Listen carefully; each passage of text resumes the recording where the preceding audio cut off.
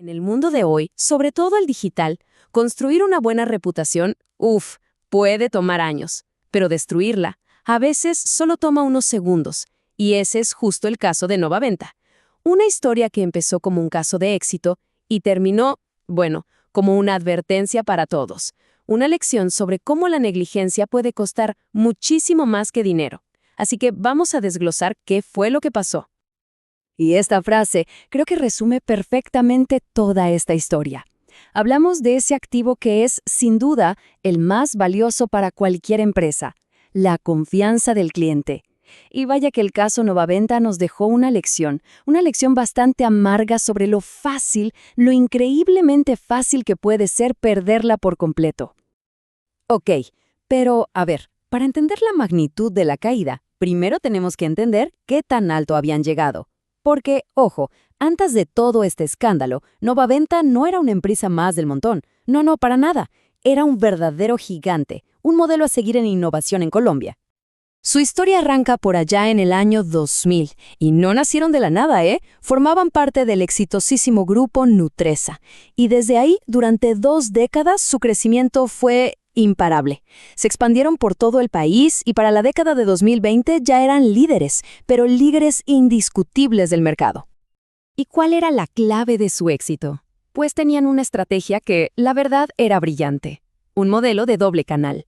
Por un lado, la clásica venta por catálogo, que le daba la oportunidad a miles de emprendedores de tener su propio negocio. Y por el otro, las famosas máquinas expendedoras, que ponían sus productos literalmente al alcance de la mano de cualquiera, en cualquier esquina. Y cuando decimos en cualquier esquina, no es exageración. Estamos hablando de más de 15.000 máquinas expendedoras operando en todo el país. 15.000. Es una presencia masiva que demostraba su poder, su alcance y esa conexión supuestamente directa con el consumidor de a pie. ¿Y los números? Bueno, los números no mienten. Llegaron a ser la empresa número 1 en Colombia. Y no solo eso, la segunda más grande en su categoría en toda Latinoamérica. O sea, estaban en la cima del mundo. Entonces, la pregunta del millón es, ¿qué pudo haber salido tan mal?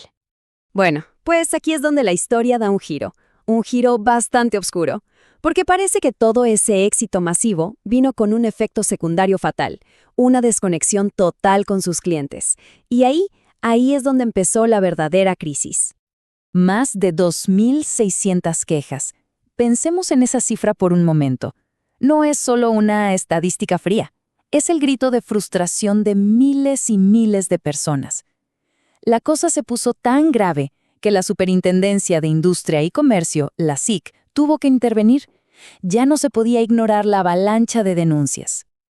Y ojo, no estamos hablando de un errorcito aislado. No, las fallas eran sistemáticas.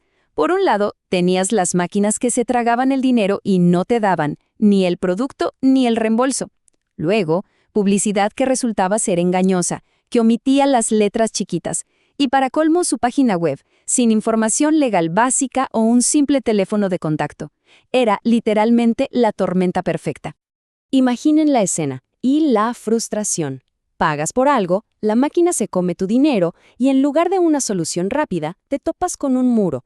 Un laberinto de procesos de reclamo súper tediosos sin un punto de contacto claro. De repente, esa empresa que estaba en cada esquina se volvió fantasma, inaccesible, silenciosa. En pocas palabras, la compañía perdió completamente el rumbo. Y esto es clave. No fue solo una falla técnica o un problema de operaciones, fue un abandono total a la misma gente que los había llevado a la cima. Y claro, tanta negligencia, tanto silencio, no podía quedar así nomás, sin consecuencias. Eventualmente llegó la hora de la verdad, el momento en que la autoridad dijo hasta aquí y tuvo que intervenir de forma contundente. Y la cifra de la multa es, para que nos hagamos una idea, más de 1.300 millones de pesos colombianos. Es un número que impresiona, ¿verdad? Y está diseñado no solo para castigar a Novaventa, sino para mandar un mensaje clarísimo a todo el mercado. Pero lo más importante de entender aquí es esto. La multa no fue solo por las máquinas que no funcionaban. No, el fondo del asunto fue una falla ética.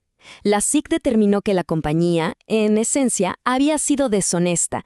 Habían roto ese pacto fundamental de confianza que se debe tener con los clientes.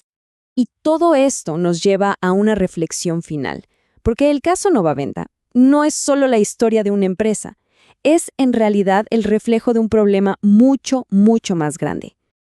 Y la respuesta, lamentablemente, es un rotundo no. Lo que le pasó a Novaventa es solo un síntoma de una crisis de confianza mucho más amplia que estamos viendo en un montón de industrias.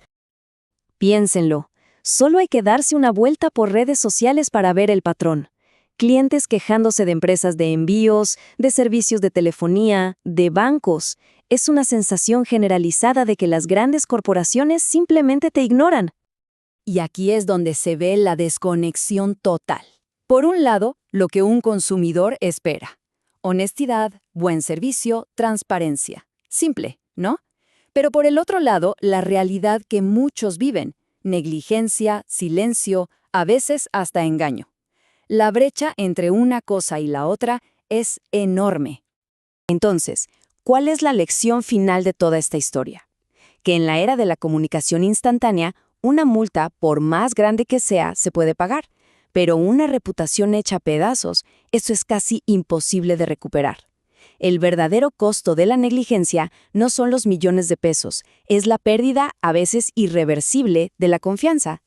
La moraleja, al final, es simple pero increíblemente poderosa. Con los clientes no se juega. Punto.